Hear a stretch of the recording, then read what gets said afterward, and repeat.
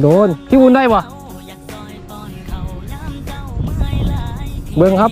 เบิ้งครับผมเบิ้งครับแต้ม2ครับตัวนี้บักใหญ่ครับผม มีแจงเขาตามมาติดนี่ไหน